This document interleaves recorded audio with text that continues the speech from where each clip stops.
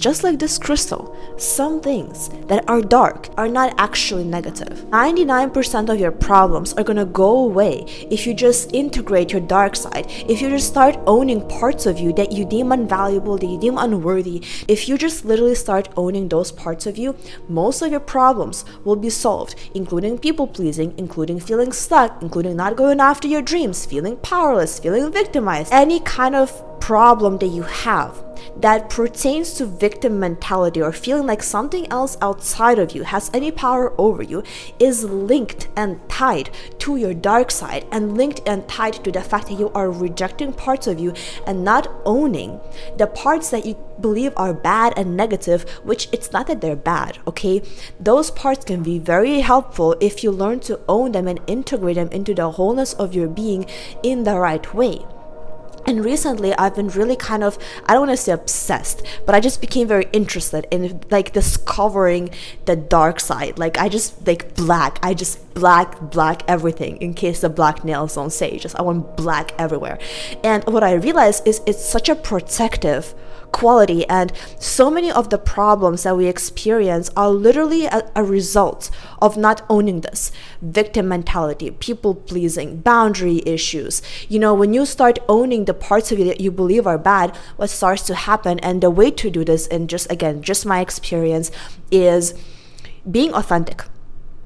That's all it really takes. All it takes is you sitting with yourself and figuring out what is true for you, and giving yourself the permission to allow all of it.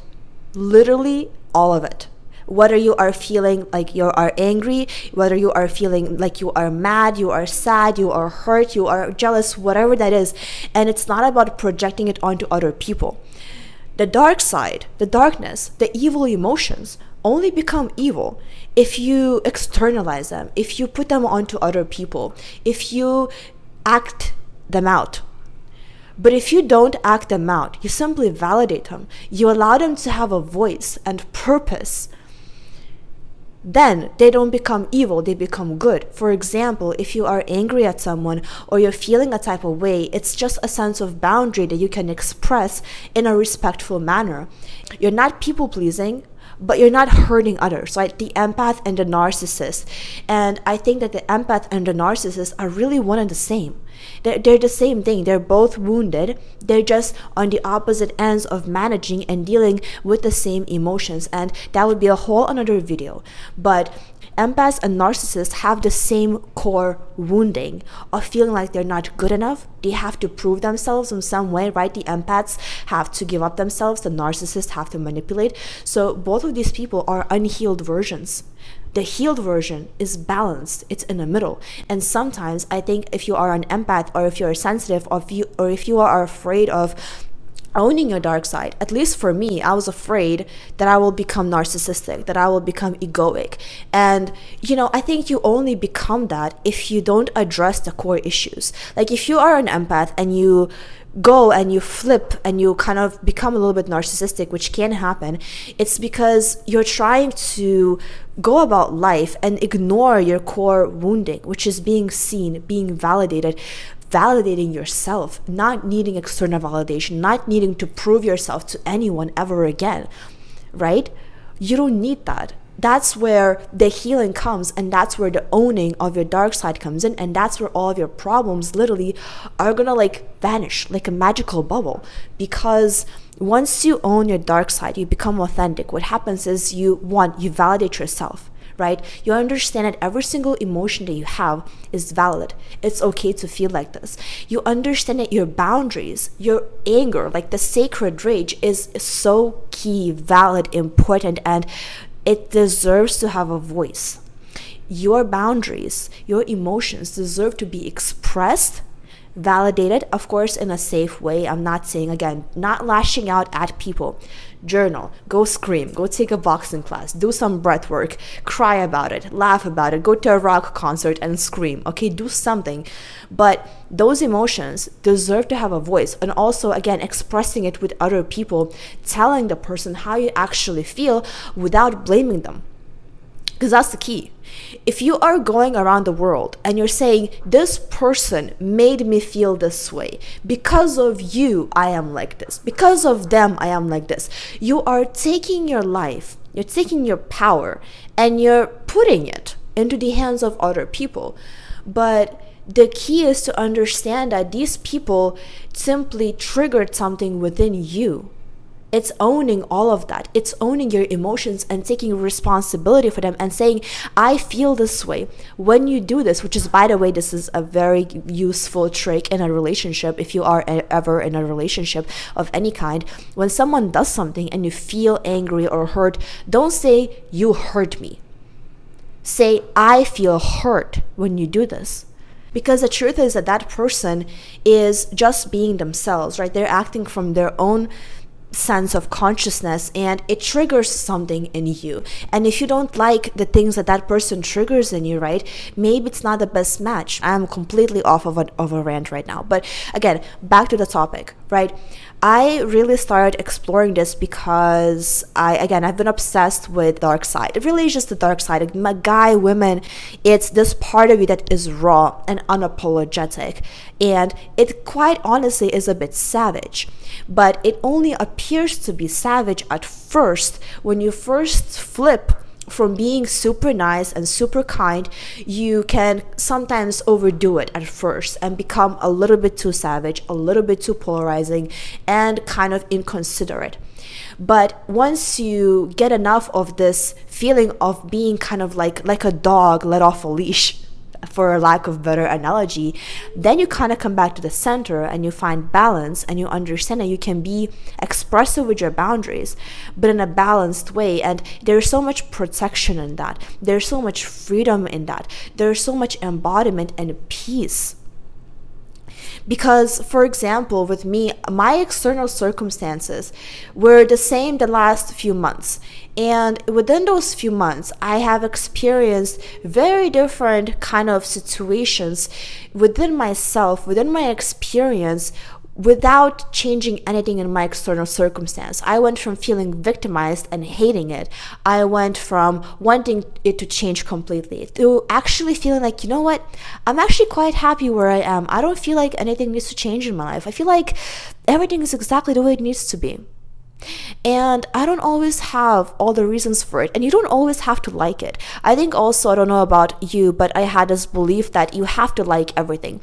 And sometimes we want things, you might want something because you feel like that thing that you want is going to absolve you from problems, is going to absolve you from negative emotions. But the thing is, those things that you want are not going to resolve all of your issues. It's just the idea of it. But if you can, in the present moment, understand that everything is exactly the way it needs to be for whatever your soul is learning and experiencing, which is kind of like what I've been integrating, just feeling like, you know what, it's fine. Everything is like, I don't even know how I got here.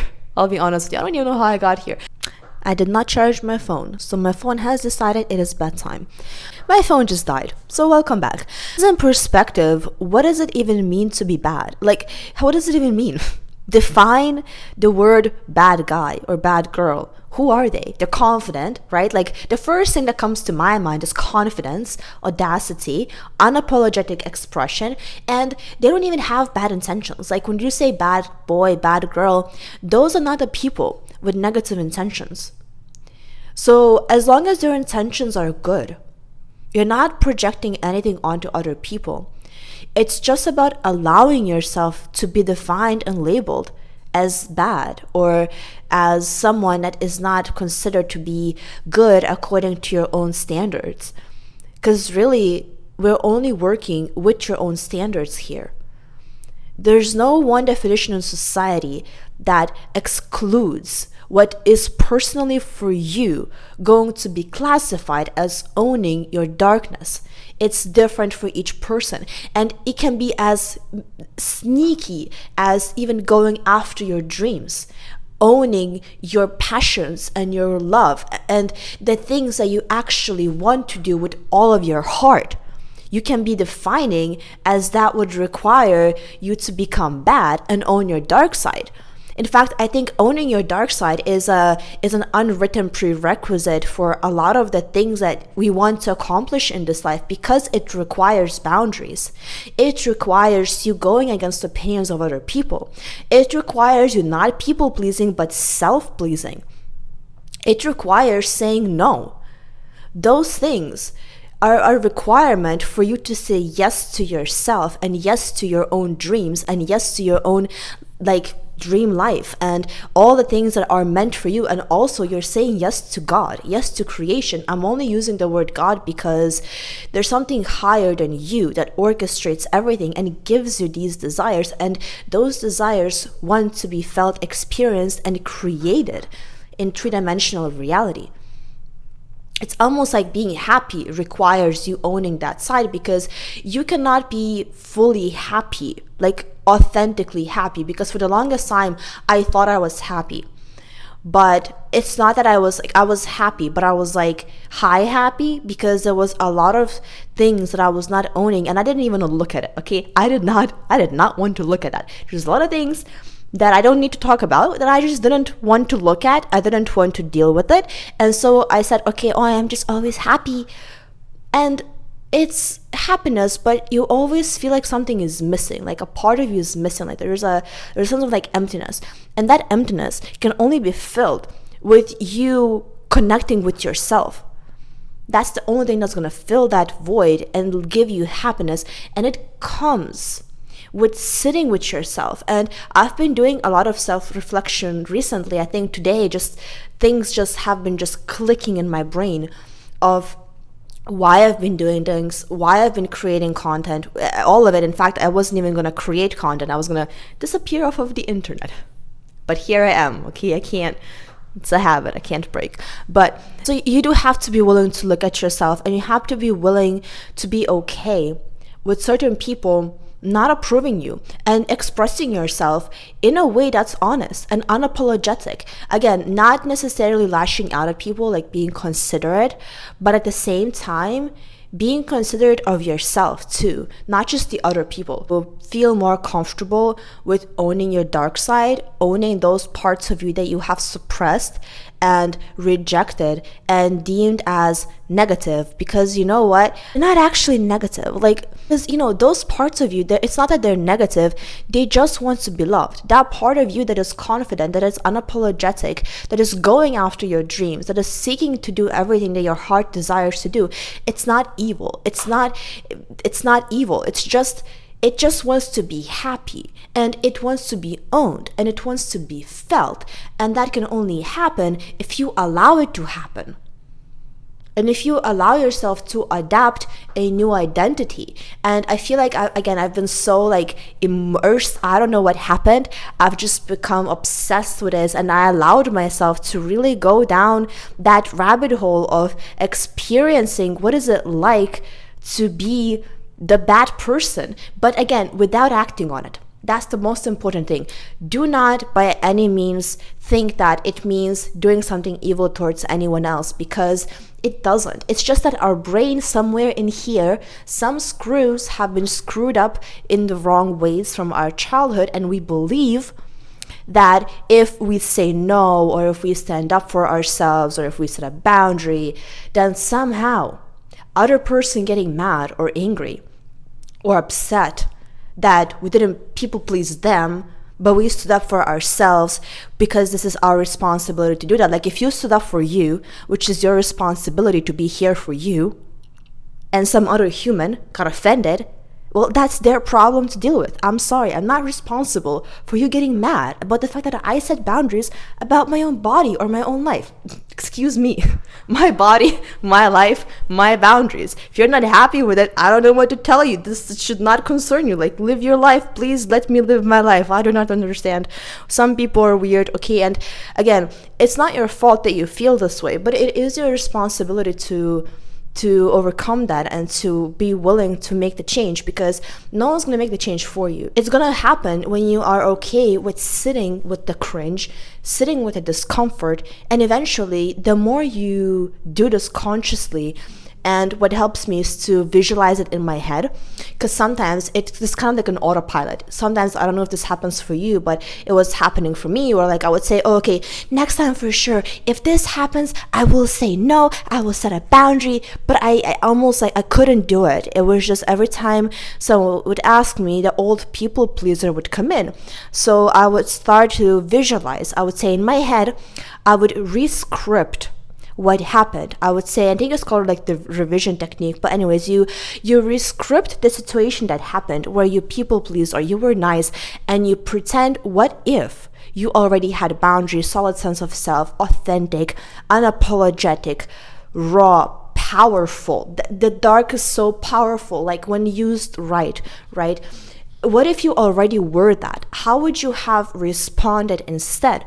And when you do this and you visualize the response you wish you had, you kind of rewire your brain to think this happened, because your brain, it's been proven by science, cannot tell a difference between what is strongly imagined and what actually happened. So when I would visualize myself not people pleasing, but setting a firm boundary, the next time the same situation would come in, I would set a boundary. And it wasn't always easy. Sometimes I would feel uncomfortable, but eventually you're just like, bro, this is a boundary, okay?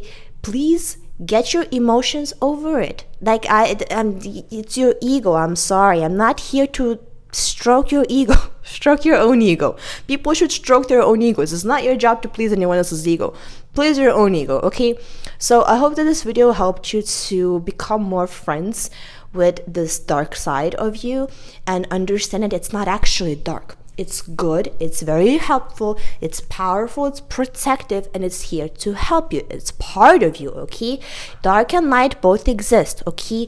It's not necessarily evil unless you act on it. Just allow yourself to feel those emotions. It can be a very fun and helpful experiment. So I hope this was helpful. Let me know in the comments below what you think about this. And I don't know when I'll see you next, because I had this urge to just like disappear off of social media and kind of just focus on my own life, because I realized that I made a lot of my videos, not this one. This one I feel like I hopefully healed that part of me, but I made my videos from this place of wanting to be seen, because I wasn't seeing myself. And I was like, wait, as soon as I see myself, I no longer have a need to make these videos. Like, the need to talk about certain things is gone, like a switch. Like, I can have a topic that I want to talk about, but if I approach it from, okay, what if I already see myself and I validate myself